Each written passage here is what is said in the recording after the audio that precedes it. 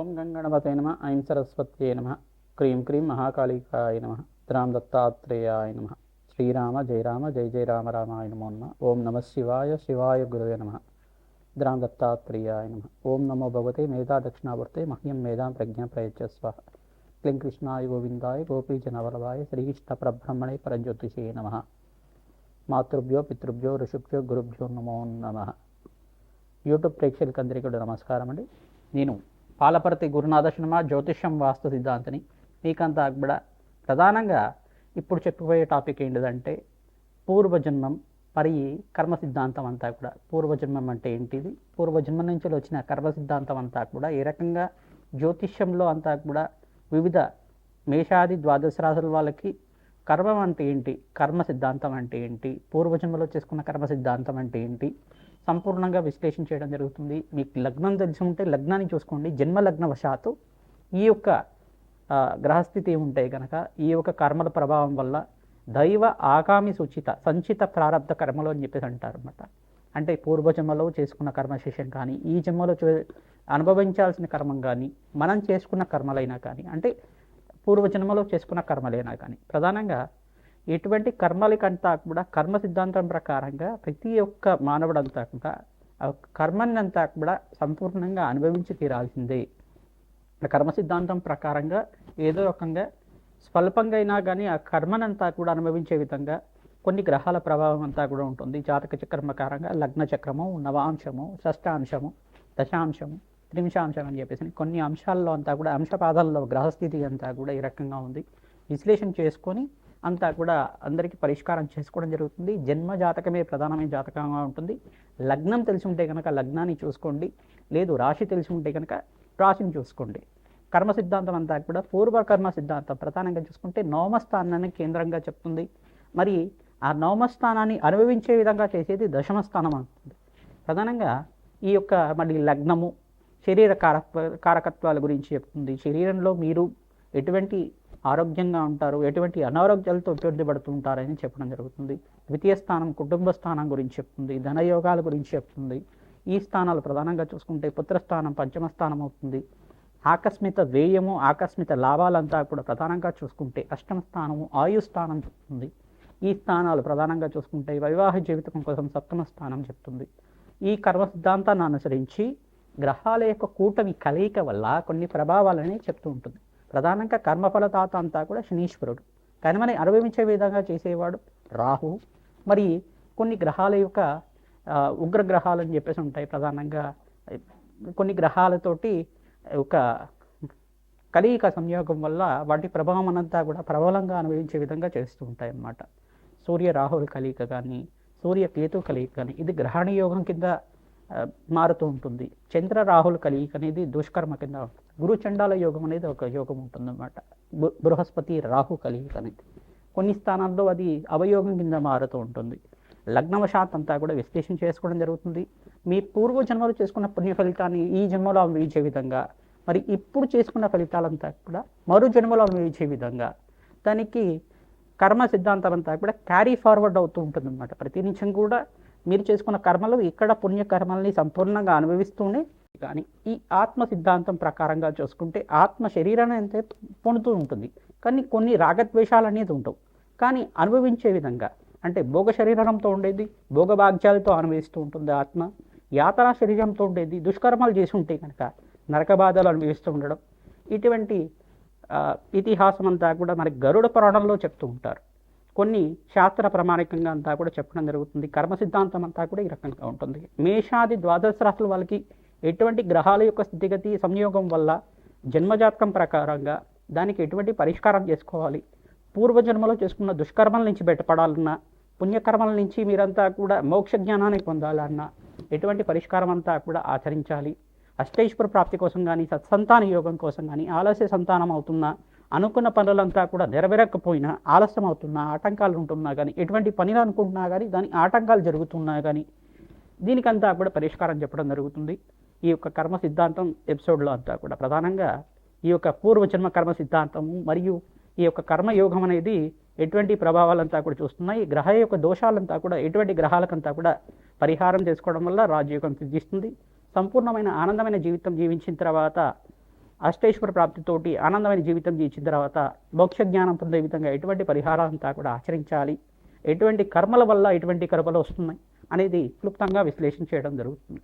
వృషభ రాశి వృషభ లగ్న జాతకులకి ప్రధానంగా వృషభ లగ్నం తెలిసి ఉంటే కనుక జన్మ జాతకం ప్రకారంగా లగ్నం తెలిసి ఉంటే లగ్నాన్ని చూసుకోండి, లేదు రాశి తెలిసి ఉంటే రాశిని చూసుకోండి.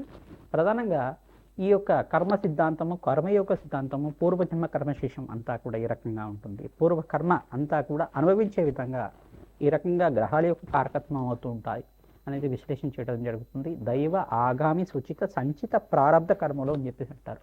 అంటే పూర్వజన్మలు చేసుకున్నది, పూర్వజన్మ సిద్ధాంతం ప్రకారంగా మనకు వచ్చింది, ఈ జన్మలో అనుభవించాల్సింది, ఈ జన్మలో చేసుకున్నది, ఈ జన్మలో మనం చేసిన పుణ్యకర్మలు, ఈ జన్మలో చేసుకున్న దుష్కర్మలు కానీ అనుకోనకుండా అని తెలిసి కానీ తెలియకుండా కానీ అందరు కూడా అనుకోని చేయరు కదా ఏదన్నా కానీ అని తెలిసి కానీ తెలియకుండా కానీ ఎటువంటి దుష్కర్మాలు చేస్తున్నా కానీ దానికంతా కూడా కొన్ని గ్రహాల యొక్క సంయోగము, గ్రహాల యొక్క కారకత్వాలు అవుతుంటాయి.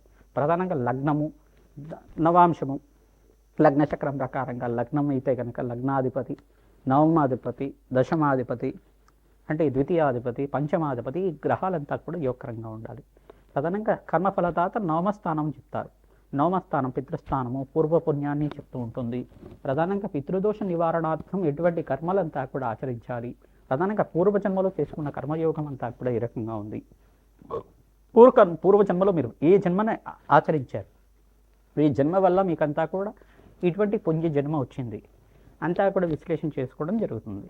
ప్రధానంగా చూసుకుంటే వృషభ రాశి వృషభ లగ్న జాతకులు మహాలక్ష్మీదేవి ఆరాధన చేయడం వల్ల ఎటువంటి దుష్కర్మలు ఉన్నప్పటికీ కూడా, ఎటువంటి దుష్ప్రభావాలు అనేది ఉన్నప్పటికీ కూడా మహాలక్ష్మీదేవి ఆరాధన, అన్నదానం చేయడం వల్ల విశేషమైన పుణ్యయోగము, రాజయోగం సిద్ధి రావడానికి ఆస్కారం ఉంటుంది. శని రాహుల కలిగిన నవమస్థానంలో కానీ ప్రధానంగా శనీశ్వరుడు యొక్క దృష్టి సూర్య భగవానుడి మీద సమసప్తక దృష్టి కానీ ఎటువంటి త్రిపాద దృష్టిల్లో ఏ దృష్టి ఉన్నా కానీ దానికి పితృదోష కారణం అవుతుంది.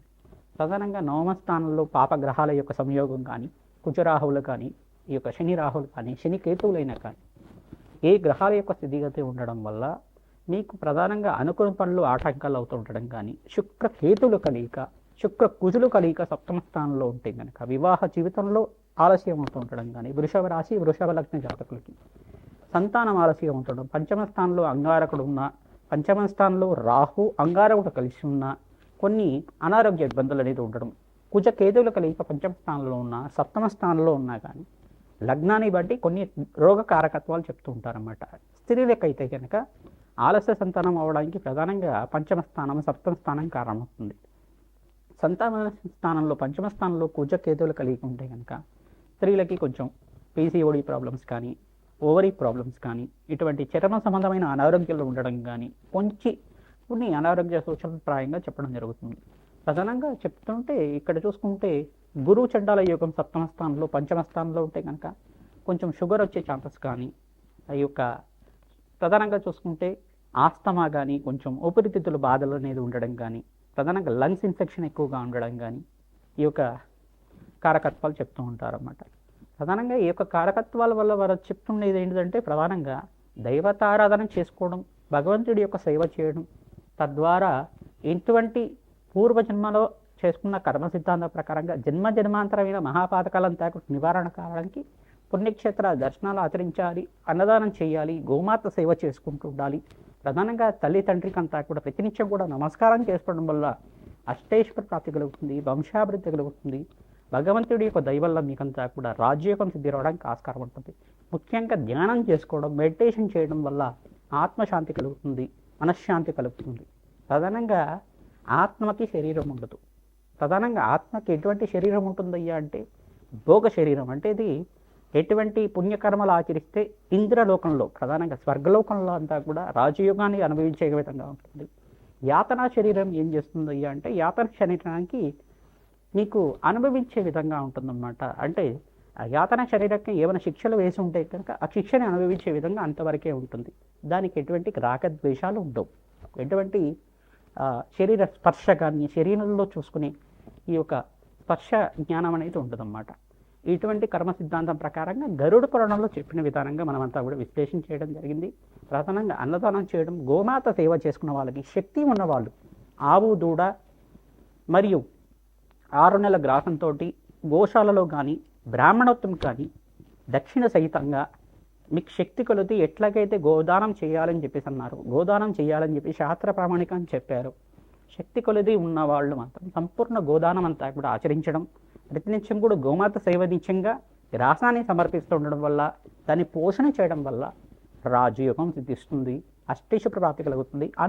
అనుకున్న పనులంతా కూడా సకాలంలో నెరవేరడానికి అష్టైశ్వర్య ప్రాప్తితోటి సకాలంలో విద్యాయోగం కానీ, సకాలంలో కళ్యాణ యోగం కానీ, సకాలంలో మీకంతా కూడా సంతానం సిద్ధించడానికి కానీ, అనుకున్న కోరికలంతా ధర్మపదమైన కోరికలన్నీ కూడా నెరవేరడానికి ఆస్కారం ఉంటుంది.